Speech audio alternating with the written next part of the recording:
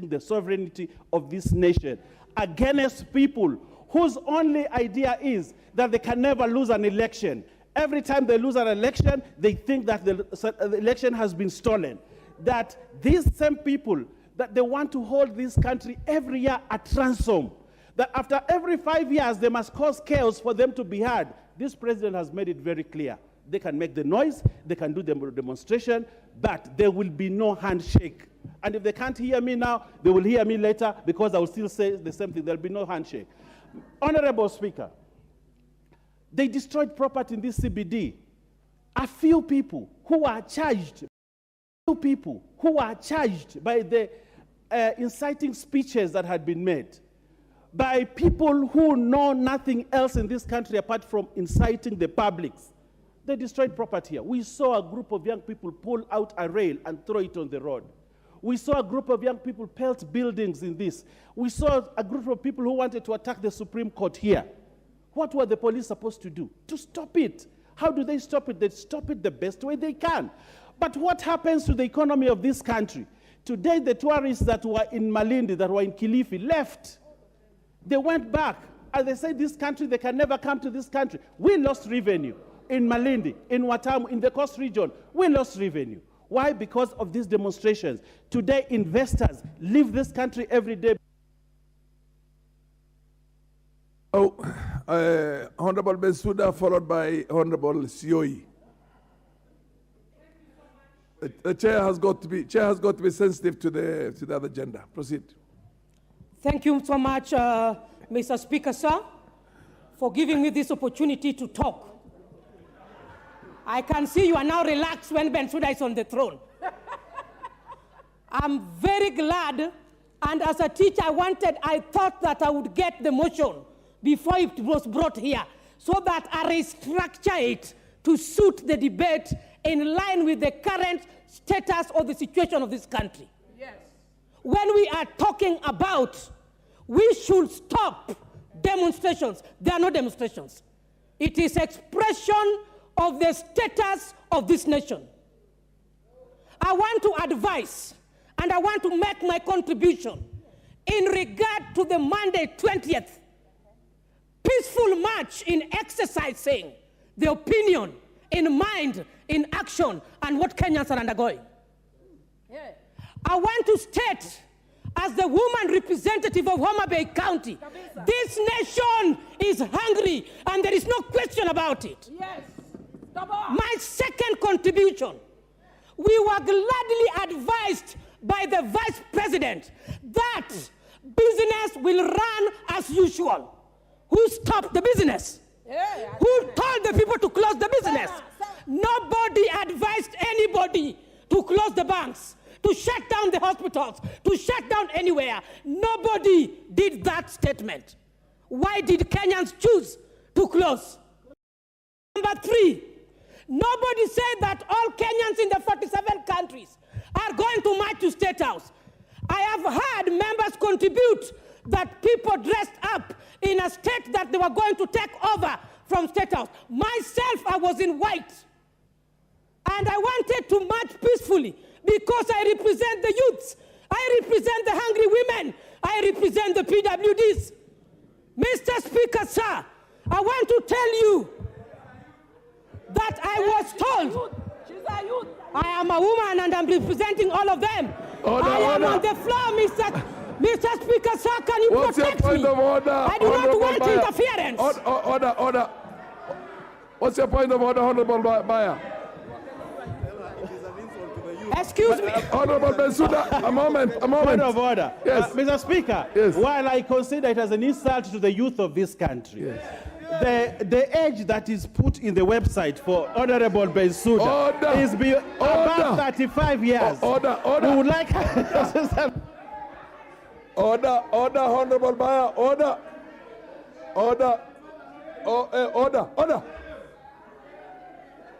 Honorable members, order. Order.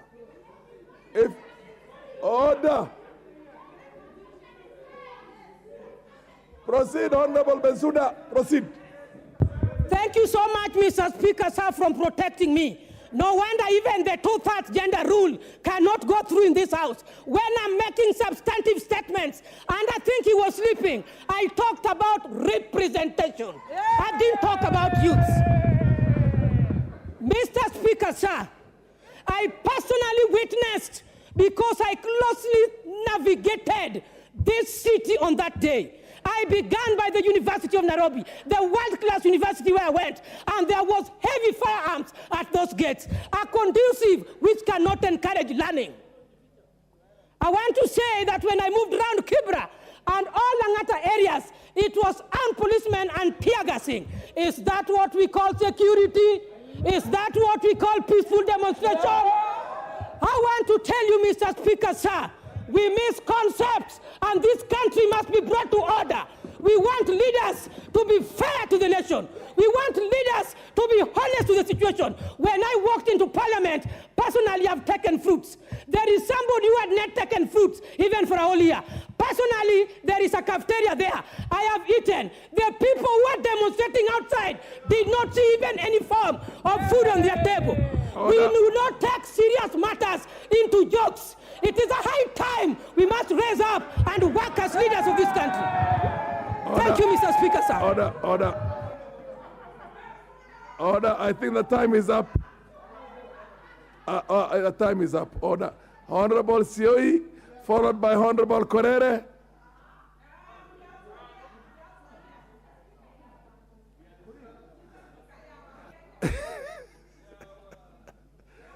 The Speaker has to look at a number of divides, diversity, regional, party, female, male. Order, proceed. Thank you, Mr. Speaker, for giving me a chance to support this motion by Abraham Kirwa. And I've heard it clearly that my fellow MPs are complaining of the cost of living.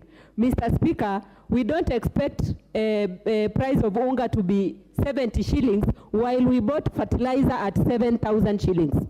The input was so expensive, and the maize that we are eating at the moment is the very same product from the high cost of production that the members of parliament who are complaining here were in that parliament, in the 12th parliament. You guys were in the government. You were with, yes, you were there. So let us not politicize what cannot be politicized. We cannot continue politicizing what cannot be politicized. What's your point of order, Honorable Miriam Odhiambo? Thank you, Mr. Speaker. And I do apologize for my sister for interrupting her, because I don't like interrupting my sisters when they are speaking. Order. But having said that, Mr. Speaker, is the honorable member in order to be calling us guys, especially given the debate that members have been preoccupied with about guys and women and cross-cutting issues about men and men and women. Mr. Speaker, you cannot call me a guy. I am straight. I have nothing against LGBTQI, but I am very straight. My husband is a man and I'm a woman. Don't call me a guy, please. All right, I apologize. Proceed, Madam Sioi. Thank you.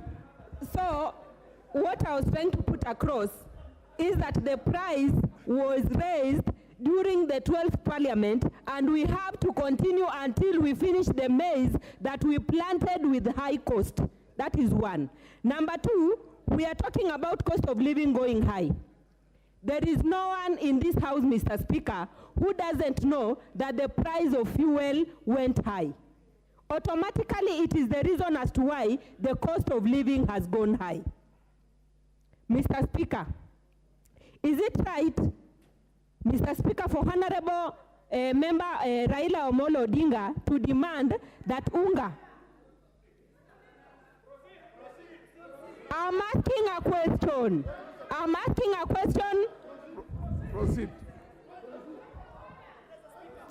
Is it right What's your for point him of order? to demand? What? Order. Yes, what's your point of order? You have just ruled a while ago that we should not actually be able to talk of somebody who cannot defend himself in this house. It is not even 5 minutes ago, Mr. Speaker, when you said that. So what is the honorable member implying? Are they on politics of vengeance, or they are there here to prosecute serious matters, Mr. Honorable Sio, proceed. Should not, name people in this house who cannot defend themselves. I am a Jubilee member, and my party leader, Uhuru Muigai Kenyatta, de facto.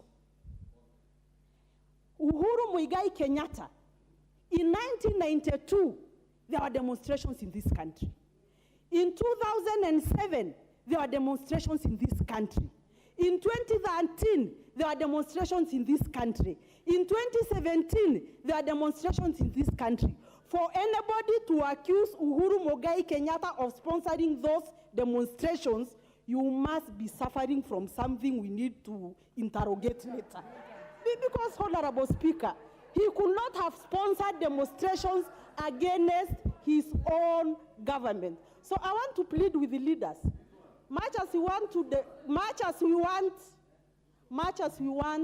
play to the gallery, much as you want to address I don't know who, much as you want to support the government, please don't also become a praise and worship choir just to say things so that some people will hear you've said things. And Mheshimiwa Speaker, What's your point of order, Honorable Ichung'wah Kimani? Honorable Speaker, no, I'm keenly listening to... Honorable Murugara. Thank you. Order, Honorable Murugara, followed by Honorable Rosa Buyu. Thank you very much, Mr. Speaker, sir. This is exciting. As the excitement continues to grow, we debate this. So, Speaker, sir, I've listened to the rhetorical questions that are being asked by especially the other side, both in law and in fact, as regards the demonstrations we had on Monday. One such rhetorical question is whether the demonstrations were actually lawful. Everybody knows what the Constitution says. We also know the qualifications it gives. Therefore, we as much know the answers to the rhetorical questions we are asking. Number one, before the demonstrations took place, we were told the demonstrators would storm State House. Which part of the Constitution or law was that in compliance with? We were also warned profusely that we were not to come to town on that day unless we were participating in the demonstrations. Again, we are asking, which part of the law was that one? Then we were told on that particular day, you open your businesses at your own peril, because if you sell water on that day, please note, if you are not selling, you are giving us for free. If you're selling sodas on that day, you're not selling, you are giving us for free. Now, the question is this: is that lawful? Would we be giving our merchandise to demonstrators for no pay? Isn't that looting? So we were warned up front that these demonstrations would not be peaceful, as a result of which most of the Kenyans kept out of town, most of the Kenyans were not able to go to job, and what happened was those demonstrators who wanted to cause chaos and violence came to town.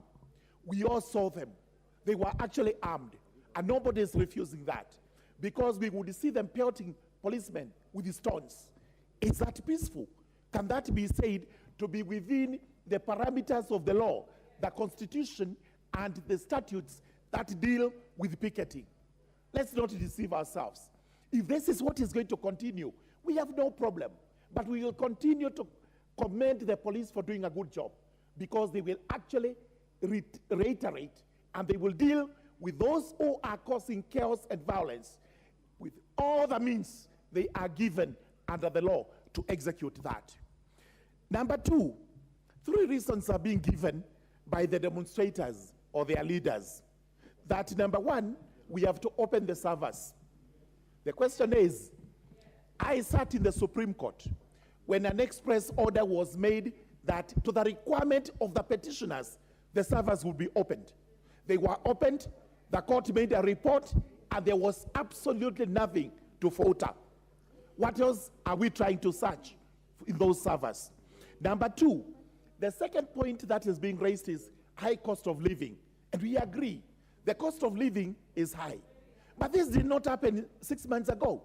It has happened over the years. We should be sitting down to know the cost of the high cost of living and the various methods we can use to actually ameliorate that situation.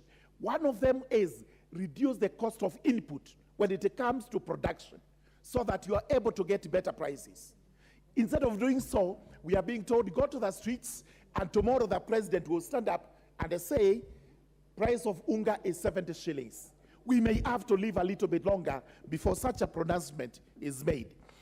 The third point being raised is IEBC, that unless we are able to structure IEBC, there will be demonstrations. IEBC is provided for by the Constitution. Number two, we have a statute, the IEBC Act. The appointments that are taking place are in strict compliance with what that law says. How can we then fault a law which we have put into place unless we want ourselves to overthrow our own rule of law? Actually, these demonstrations are not bona fides. They are political. They are what we are calling economic sabotage, because some people feel the only way to try and ruin the government we have today is by doing what they are doing today. They should be condemned, and the police should be enabled to deal with those demonstrations the way the law provides. So I do support that motion.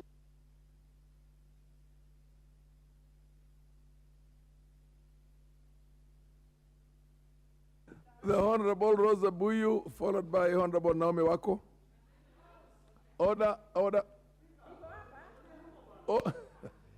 Mr. Speaker, you've already begun counting on my time, and there's still conversation Proceed, going Rosa on. Buyu. Mr. Speaker, I want to take this a little more seriously. The young man of 20 years, William Wamanje, though from Kisii, is actually a student in Maseno University, which falls within my constituency, Kisumu West. That young boy lost his life, and he did not have to die. Mr. Speaker, Mr. Speaker, Mr. Speaker, when my office visited... Order. Mr. Speaker, when my office visited... Mr. Speaker, when my office visited the Maseno police station yesterday... Honorable Rosa Buyu is going to be heard in silence. Order, honorable members. Proceed, honorable. When my office visited Maseno police station yesterday, the information they got from the police, the OCS, was appalling. Mr. Speaker, what the OCS said was there were demonstrations in Kisumu town, and so they ferried 3/4 of their men, the police, to Kisumu to quell the demonstrations. When the Maseno University students got out to demonstrate peacefully,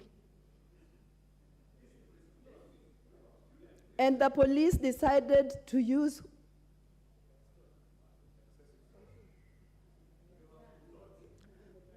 Mr. Speaker, in the long run, what the police said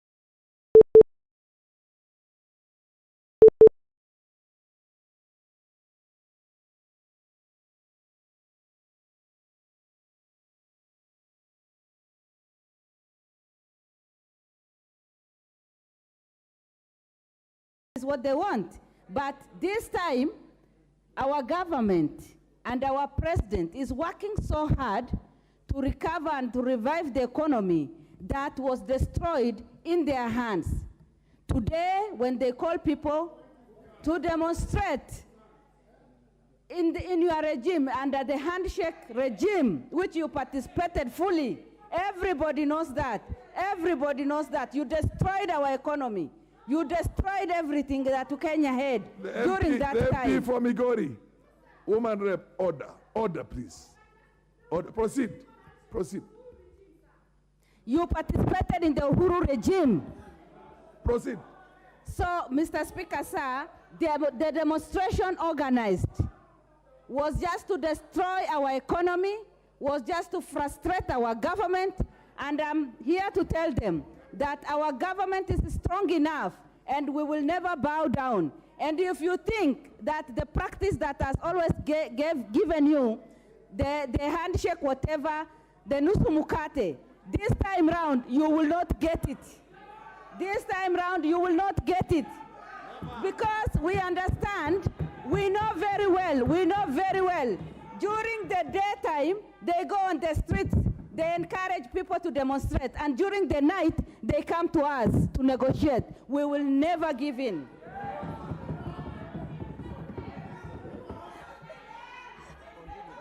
Mr. Speaker, protect me, Mr. Speaker. Protect me, because they may have carried the stones in here. And so, Mr. Speaker, our economy was fully destroyed by these people. And today, they want to bring the same nonsense to the parliament. Because we are trying to talk about that. We are trying to correct the mistake they have made. We are trying to tell people the mistake and the destruction they have caused. And they are shouting, they are pointing fingers, they are standing up as if they are on the street. What's your point of order? Mr. Speaker, I want to know whether... Order. I want to know... Order, order, order.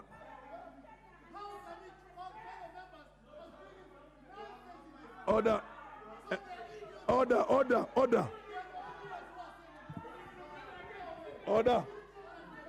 Order. Order, order, order. Order. The Honorable Naomi Wako and all other members of parliament, please address the chair. Address the chair.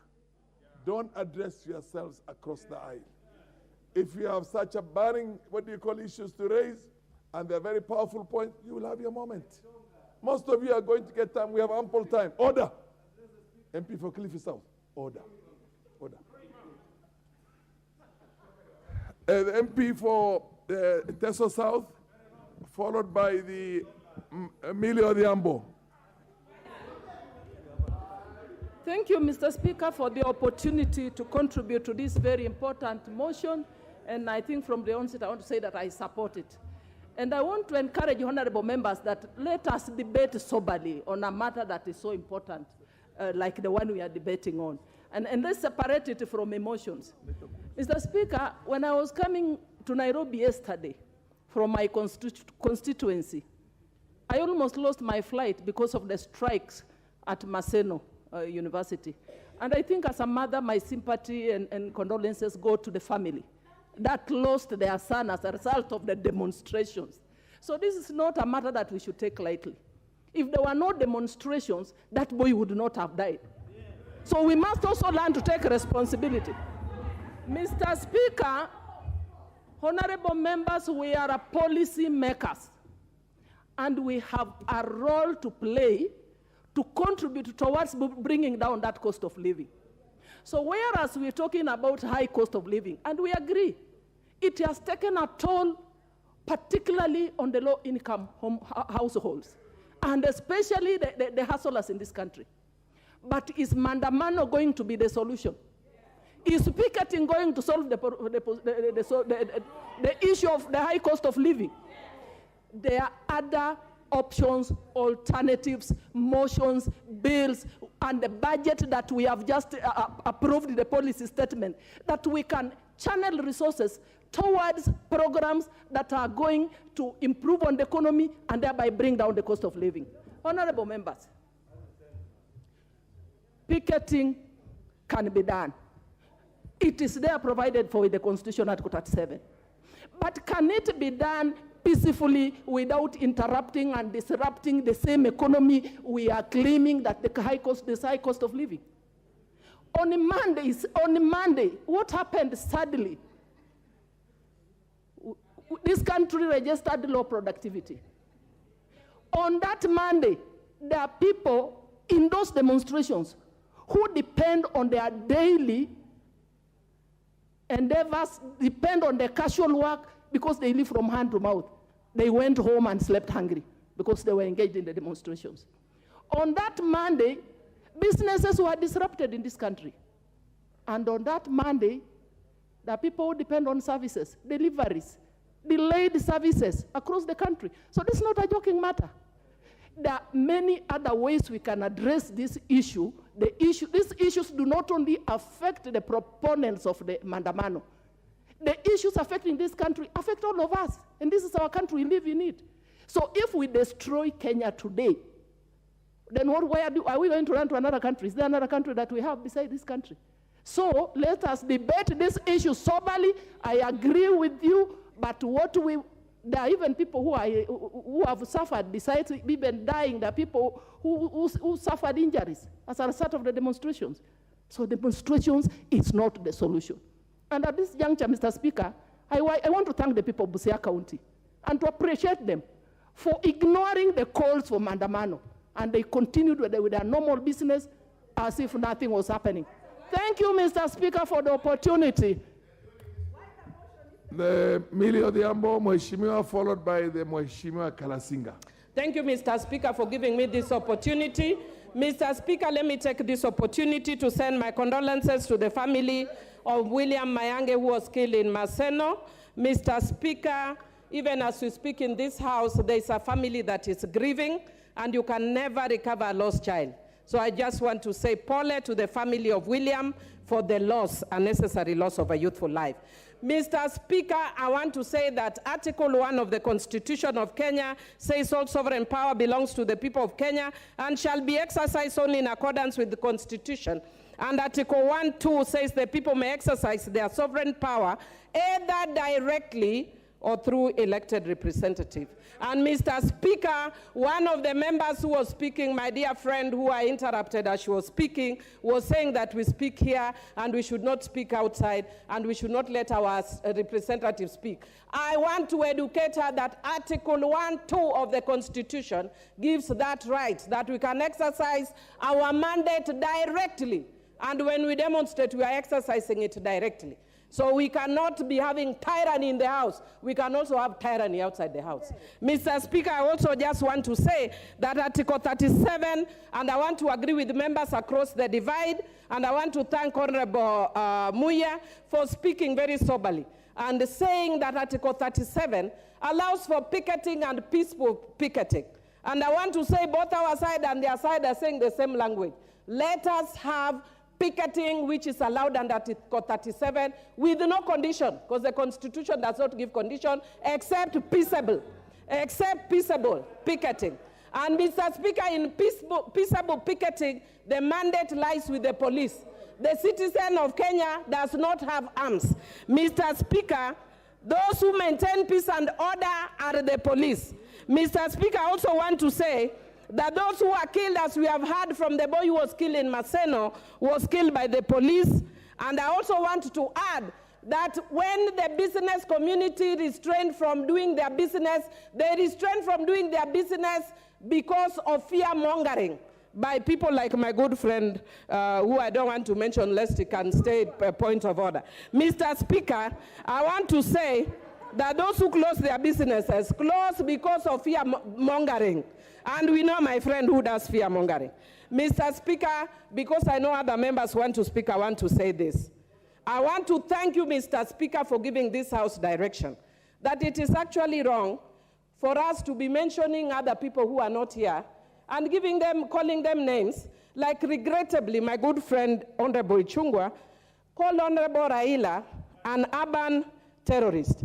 Mr. Speaker, if it weren't for your order, I could also have called Honorable Ruto national terrorist. But because of your order, I'm not calling him a national terrorist, Mr. Speaker. And finally, Mr. Speaker, I want to say that my good friend Honorable Ichung'wah must tell us whether he's also of the LGBTQ community because of his preoccupation with Uhuru Muigai Kenyatta. That guy is a man, bwana. Don't be too preoccupied with Honorable Uhuru Muigai Kenyatta. Order. I'm a woman, bwana. Hey, ni kitu gani wewe? Order. Honorable Millie Odhiambo. Order. You cannot discuss the conduct of Honorable Ichung'wah without a substantive motion. So you're out of order on that. Order. Come. Honorable Ichung'wah, if we desist, order. If we desist, order. Honorable Mbaya, when the chair is on his feet.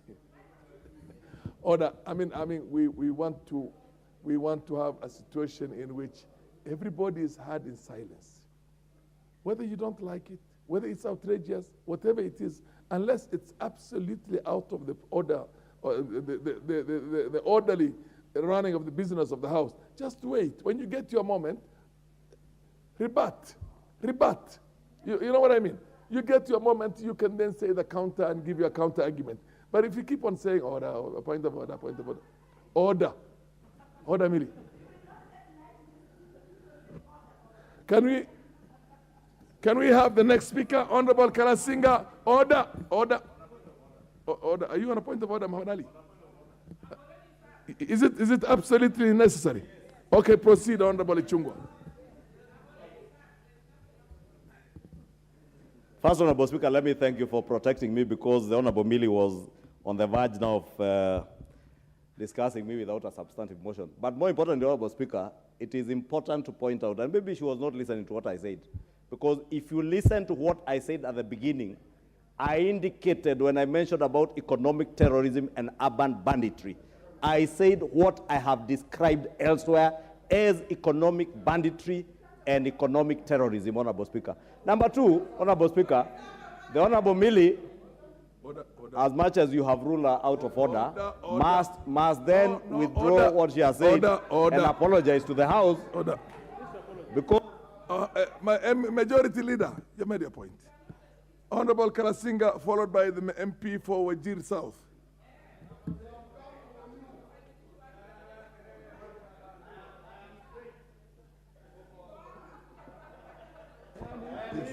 Thank you very much, Mr. Speaker. Order.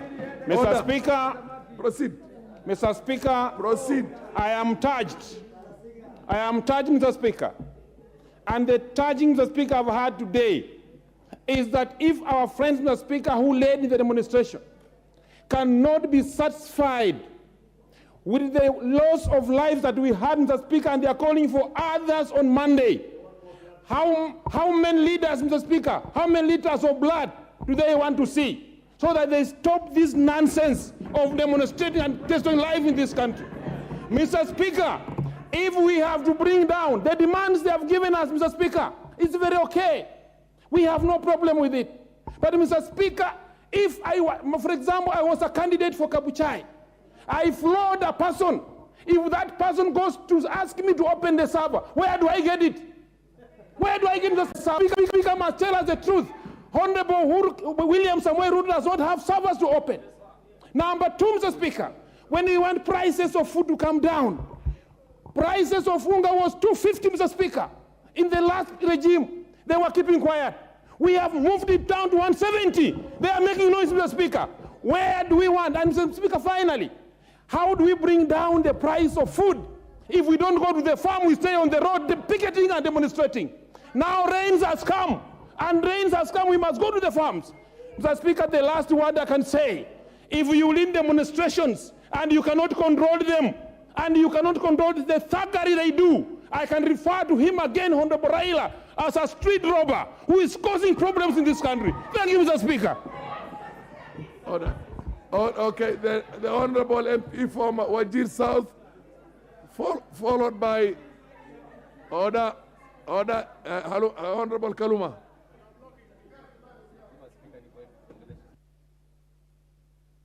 Thank you, Mr. Speaker.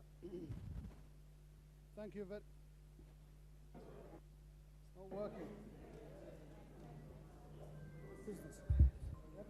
Thank you very much, Mr. Speaker, for giving me this opportunity to contribute to this motion of adjournment. I think for the last couple of hours, we've been treated to heated arguments on the floor of the House, where we've observed the sides of the House sticking to their guns. But I believe when it comes to the debate on these demonstrations, we need to take a step back and look at actually what is at stake at this point in time and at this point in Kenya's history.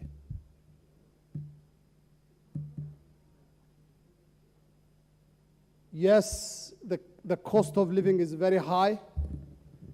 Yes, we have so many problems, and Kenyans have every right to picket and demonstrate. But what the question I want to pose is it actually the right time to demonstrate when our economy is suffering, when we need to lower the cost of living, when we need to do much to fix what is a sorry state of our economy? I come from a business community that suffered a lot during Monday's demonstrations. And we lost one Kenyan's life.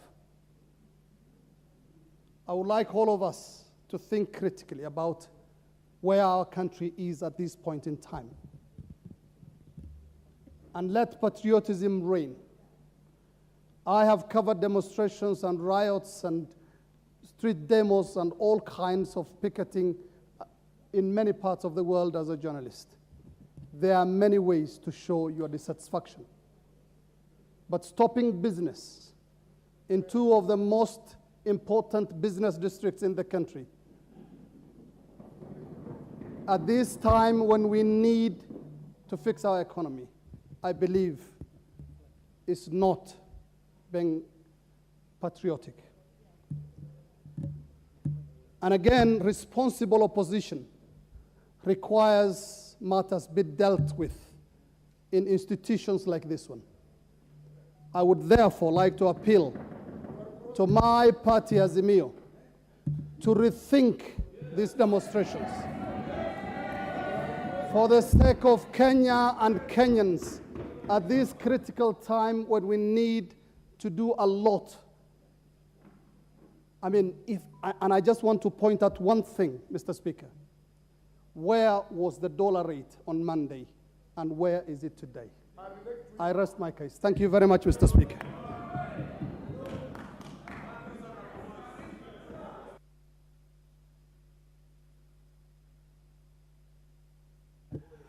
The Honorable Kamket, followed by the Honorable Muhammad Ali.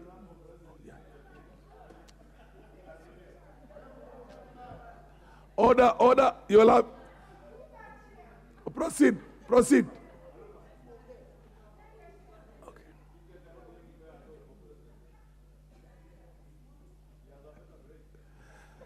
The Honorable Kamket. What is happening? Why don't you go to somewhere where there's...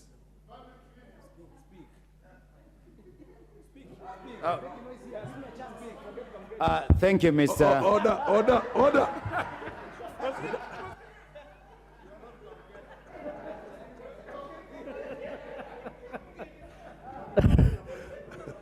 Thank you. Mr. Speaker, the Republic of Kenya, the country by the name the Republic of Kenya, is a creature of the law. The Parliament of the Republic of Kenya is a creature of the law.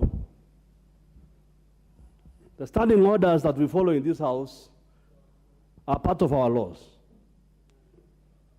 Mr. Speaker, the Constitution of the Republic of Kenya directs any question as to the validity of the election of the President to the Supreme Court of the Republic of Kenya. That question was comprehensively addressed at the Supreme Court of Kenya. Any question, Mr. Speaker, as to the validity of election of any member of parliament has been addressed or are being addressed at the High Court, and so on and so on. Mr. Speaker, listening to the demands made by the opposition, Mr. Speaker, the demands to open servers should have been made at the Supreme Court. They made those demands and they were proved wrong. Mr. Speaker, the demands about the IEBC are demands that are beyond, that are ultra-vires the law. Mr. Speaker, we are not related in this country. We are Kenyans by law. I come from the Pokot community. I am not related in any way to any person from another community except by law. And if we are related by act of marriage, it's customary law, Mr. Speaker. So therefore, Mr. Speaker, for the opposition, Mr. Speaker, to demand that we do anything outside the law is to be anarchists.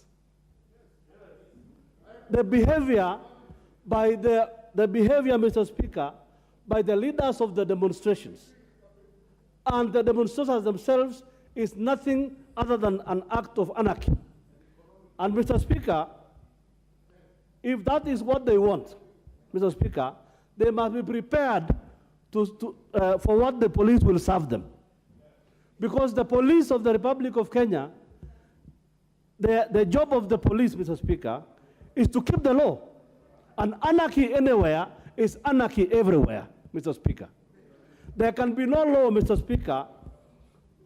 As we speak, Mr. Speaker, as I speak right now, Mr. Speaker, there is curfew in where I come from. And many sub-counties in the North Rift because of the behavior of some people. Mr. Speaker, if the law applies to us in the North Rift, it must apply to these anarchists in town.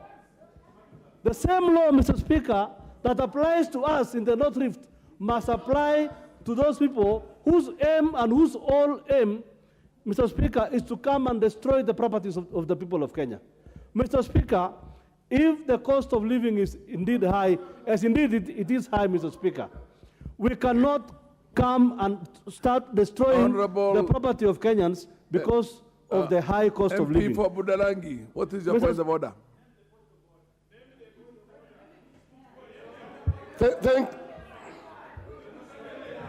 Thank you, Mr. Speaker. Order. You have clearly heard Honorable Kamket insinuating that what was happening in Nairobi is comparing to people who are carrying guns in the villages, terrorizing people. And here is a constitution, people following constitution, picketing, demonstration is enshrined in the constitution. It's banditry enshrined in the constitution. Order. The chair, Raphael, order. The chair does not rule on the basis of insinuations. Order. You have to be very specific. Proceed, Kamket. You have run out of time, Kamket, unfortunately. Unfortunately, you have run out of time. Muhammad Ali, followed by Kaluma. Shukran sana, Mheshimiwa Spika. Nimeona hisia tofauti kutoka kwa wabunge. Order. Lakini nataka kwanza kuzungumzia kijana aliyeuawa. Tangu mimi kuzaliwa, na Mheshimiwa Spika, mimi na umri wa miaka 41. Katika taifa hili ni mtu mmoja peke yake huitisha maandamano. Na haya maandamano si ya amani. Katika kila maandamano lazima mtoto wa watu afe. Hawa watu wanaoitisha maandamano ni wale walifanya zile salamu za check, wakasalimiana, wakapeana pesa, wakapandisha bei ya unga hadi 230. Sasa wanakuja kutufunza sisi vile ambavyo tutaendesha hii nchi.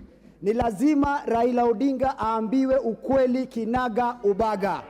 Waswahili wanasema mgema akisifiwa tembo ulitia maji. Raila Odinga lake amelitia maji na hatutakubali haribu nchi hii. Miaka 41 tutakuwa tukiitisha maandamano. Haya maandamano yanazuia wafanyabiashara kufanya kazi yao. Haya maandamano, Mheshimiwa Spika, naomba unipe na unilinde na unipe fursa niendelee kuzungumza. Leo nimetaja Mungu wenyu, lakini ukweli mtaambiwa. Honorable members. Order. Honorable Muhammad Ali, I had given a previous ruling here in which I said, avoid imputing improper motives as much as possible to people who cannot defend themselves here. You can get your message across without mentioning names.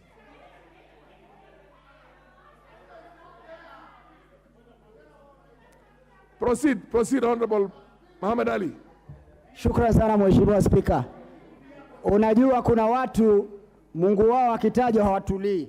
Lakini Mheshimiwa Spika, yale ambayo nataka kusema ni kwamba nchi hii Rais William Ruto ameshika usukani juzi. Ni miezi misita, hata mimba haingii, mtoto akazaliwa kwa miezi miwili. Ni lazima mpatie rais aliye mamlakani nafasi ya kuongoza hii nchi.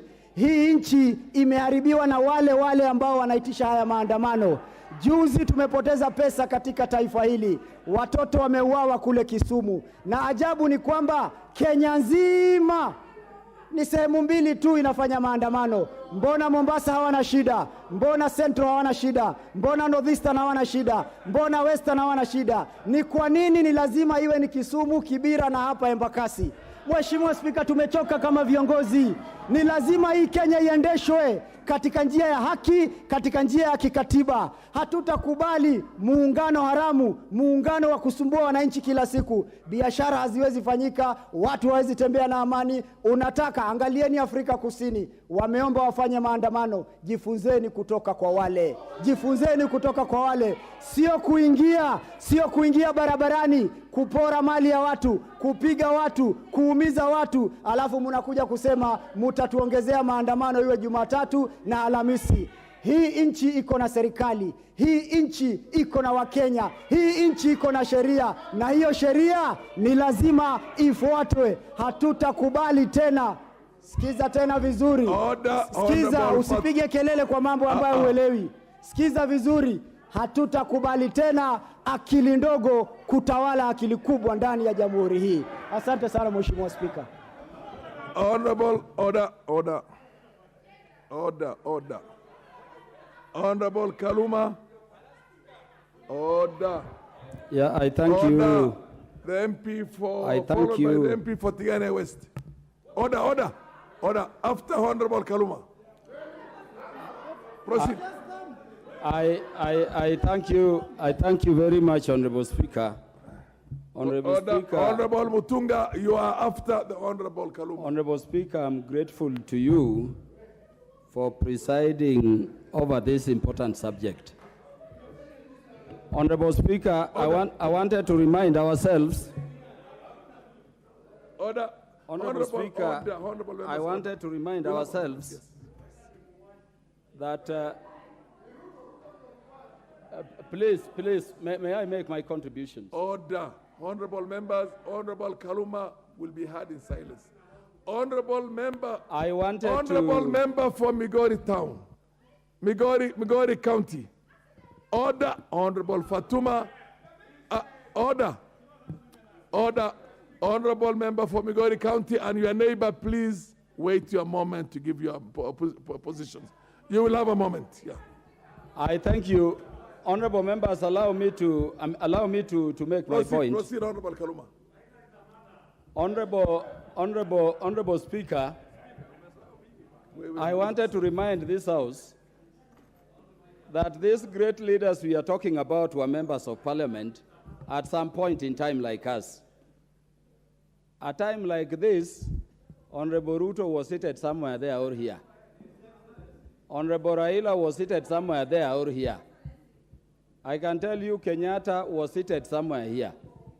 So I wanted to request all of us that at a time like this, no, the nation is looking at us and let us give leadership. Honorable Meli, order. Honorable Meli and a few members of parliament, if you keep on shouting across the aisle, I will do the needful. Proceed. I thank you, Honorable Speaker. Honorable Speaker, because I want to be a leader now, let me only quote some provisions of the law. On national security organs, Honorable Speaker, I request the members to hear what Article 239, Sub-Article 3 says. It says, in performing their functions and exercising their powers, the national security organs and every member of the national security organs shall not act in a partisan manner, shall not further any interest of a political party or cause, or prejudice a political interest or political cause that is legitimate under this Constitution. I leave the members to think about what else I'm saying. Honorable Speaker, at Article 239, Sub-Article 5, Owembaya, listen, says, the honorable member, please. Proceed. I'm reading the Constitution. Do you want me to help me read? No, you are a leader. You are a leader. You are a leader. Order. Proceed, Honorable Kaluma. Honorable Speaker, may I continue? Yeah, continue. Article 239, Sub-Article 5 says, the national security organs are subordinate to civilian authority. Honorable Speaker, let me also read Article 245, Sub-Article 2B. It is not my work to read for you. What's your point of order?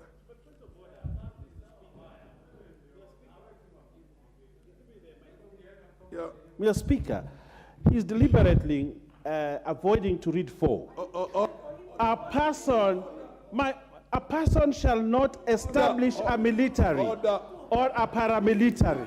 Order.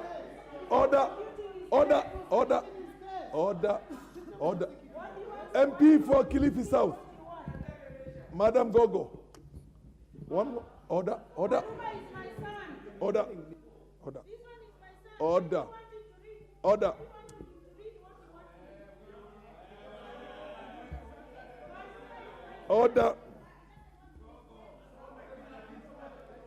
Okay, under order. Order, honorable members. The chair is chairing the session. It's not allowed for you to talk across. It doesn't matter whether he's your son or he's your nephew or he's your husband. It doesn't make any difference. He's a member of parliament or you're a member of parliament. Honorable member, when somebody chooses to read certain articles of the Constitution, it is his choice. You are order. You do not tell him that he avoided this. You can rise up on your own moment and read the one that he has avoided. Order, proceed. Thank you, Honorable Speaker. Honorable Speaker, I hope my time was not running. Honorable Speaker, in terms of the command of the police, this is what Article 245, Sub-Article 2B says, that the Inspector General shall exercise independent command over the National Police Service and perform any other functions prescribed by national legislation. Honorable Speaker, I don't want to take a political or partisan side over this matter. But Honorable Speaker, I woke up in the morning, and this is important to me. Continue. I'm bothered when every time there is a demonstration announced by any group, the police go and surround a place like Kibra beforehand. I wanted to request you members, those are the people in Kenya who are living hand to mouth. What do you want those people to do when they wake up planning to go and fend for themselves and you have barricaded all roads? How do they take their children to school? How do they live with their families in those tear gas we push there? The struggle we are having is which side should be supporting the police, Honorable Owen Bayer. It is not our duty, it should be independent. What was that boy of Maseno University carrying? Was he armed or what was there? I want to request that a time comes when we need to talk as leaders. The problem we are dealing with is caused by this parliament, and that is why I'm saying we need to reflect. Let us reflect, members, how electoral commissions are established across the world and question whether this model is working. Ask yourselves what happened in 1997 under IPPG. What elections did it give us? What elections did it give us in 2002? What was the referendum in 2005? What happened when President Kibaki, relying on the law as we are seeking to do now, created the commission unilaterally for the MP for Tigania West. Thank you, Honourable Speaker, for the opportunity. Honourable Speaker, protect me from the likes of Wajala who are making noise. Order.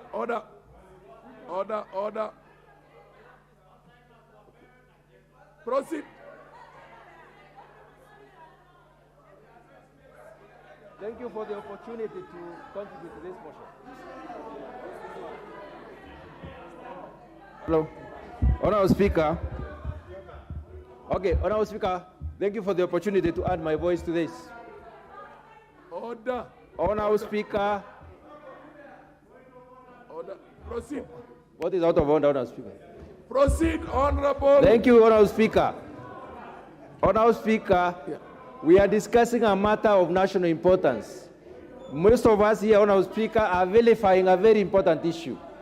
Honourable Speaker, in this country, one person by the name Raila Amolo Odinga has never organized a peaceful demonstration. Even when he was trying to say that he'll do one this time around, we knew for sure he is going to organize a chaotic one. Honourable Speaker, I wonder where picketing involves removing, destroying the infrastructure. I wonder where picketing involves people fighting the police. Honourable Speaker, we have a constitution and law in this country, and we have a law enforcement agency. Those who produce the constitution and the laws of Kenya must have known that there is need for enforcement at some point. That is why we have the police protecting the Kenyans and Kenyan businesses. When we have people's lives being lost in such incidences, Honourable Speaker, we should be asking ourselves one question.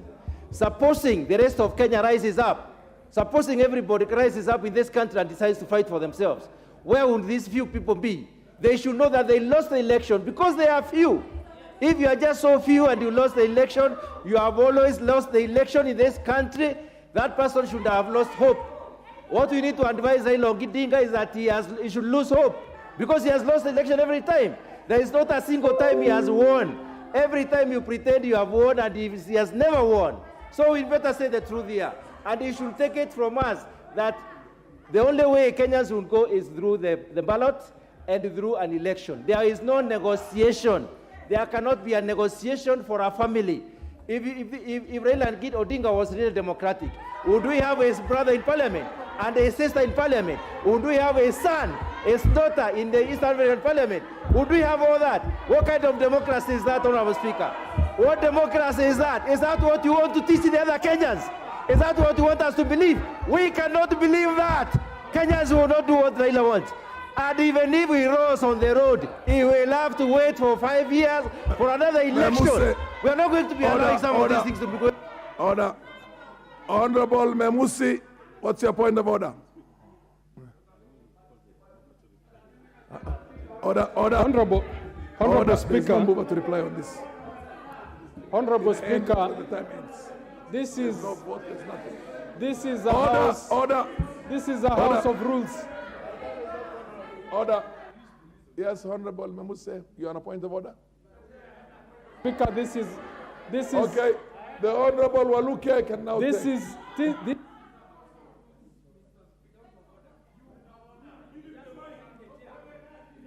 Are you on a point of order? Yeah. Yes, what's your point of order, Honourable Memusi? Speaker, this is a house of rules, Mr. Speaker. Yes. And the only way we can debate in an orderly manner. He is on a point of order. The only way, Mr. Speaker, we can debate in an orderly manner is if we follow the rules. Absolutely. That you rule on that seat. Yeah. You have stated here that nobody should mention names of those who cannot defend themselves here. Mr. Speaker, please, if that is a ruling, please, if any member wants to debate, avoid mentioning names. We will debate on this issue on sober. Order.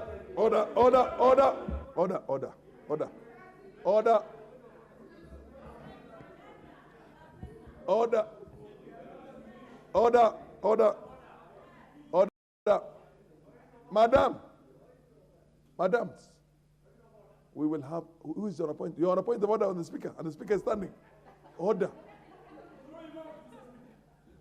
Honorable members, if it is the public functions of anybody who is a public figure, that public function can be discussed, including the president. You can say the president sent the forces, did this, did that. The Honorable MP for Tigania West, you're a lawyer.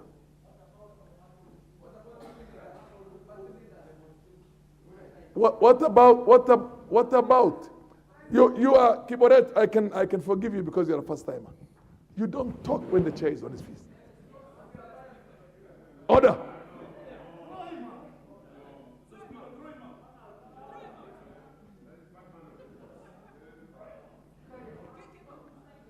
Order. Listen. I am hesitating very much because of the interest in this thing for me to throw out many of you. But I'm sure one of these days somebody is going to do that. The point I'm trying to tell you is that I'm trying to educate you on how to use your mandate and practice it very well.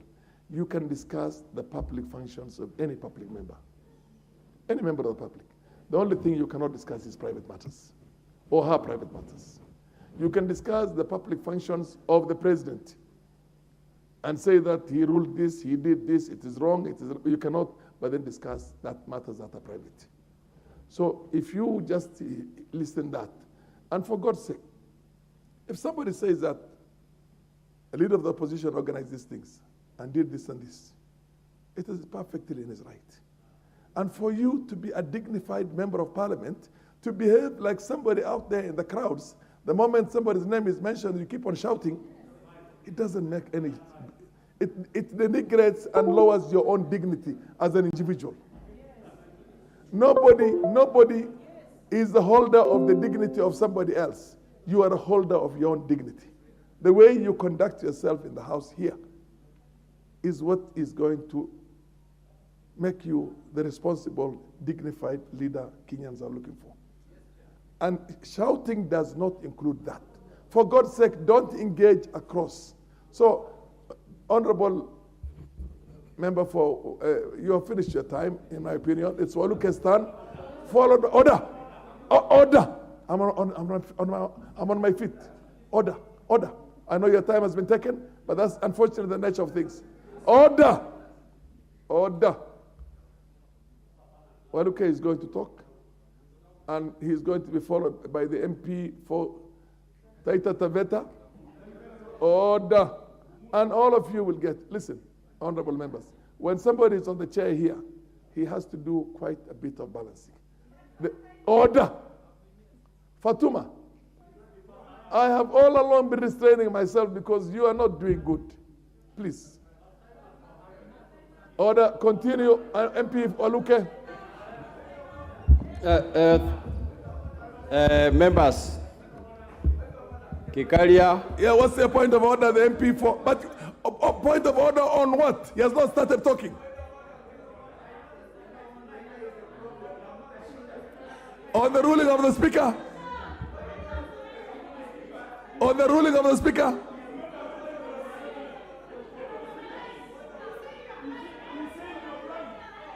I'm blind.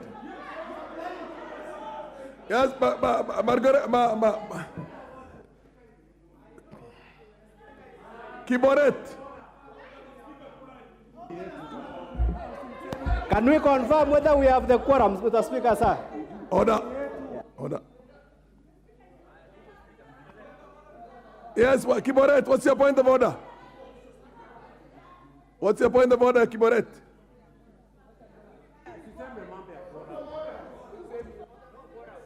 Give me the mic. Thank you, Mr. Speaker. My point of order is we are forced to shout because you don't give us chance, and you first timers and women, you don't give us chance, and you have turned us into hecklers in this one about Mr. Speaker. Give us chance to. Order. Order. Order.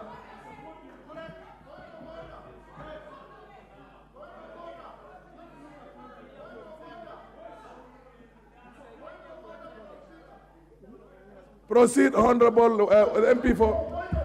Yes, what's your point of order? Mr. Speaker, you need to balance. If you have picked from the other side, those people from the other side again come and sit here, and you want to pick them the way you have picked Waluke. Waluke is on the other side. It is well known. So we need somebody from this side. Waluke is not ours. Order, Waluke, continue.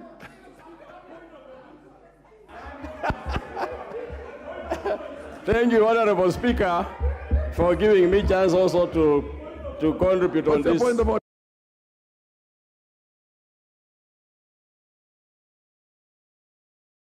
Yes. Something is escaping your mind, Mr. Speaker. The honorable member, Kip, has said you are blind. Who is the Kip? The honorable, yes. Is he in order, Mr. Speaker, to try and imagine that the Speaker does not have eyes? And yet, Mr. Speaker, you want us to just forget about that, Mr. Speaker? Is he in order? I haven't heard He should him. withdraw and apologize unless indeed you are blind, Mr. Speaker. Order. Order, order, order, order. Kiboret. Honorable Kiboret. The one thing that is a crime that can never be forgiven in a floor of the House is for you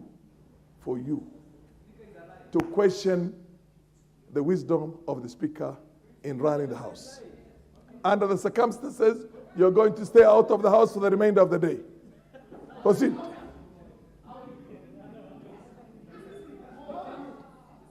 Honorable Kiboret out. Yes, honorable member. Yes. Order. Point of order. I said under our standing orders, point of order. The Speaker can be blind. But if a member brings the issue of the quorum, it is upon the Speaker to order the clerk to confirm whether we have a quorum. Who has brought that? I brought it. Who has raised that? Who has raised that? Point of order.